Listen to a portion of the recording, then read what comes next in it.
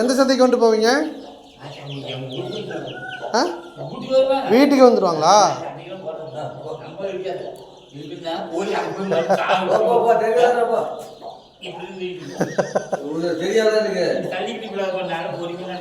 உடம்பு சரியில்லையா அவருக்கு? சேவல் நல்ல சேவல், சேவல் நல்ல சேவல் பாருங்க.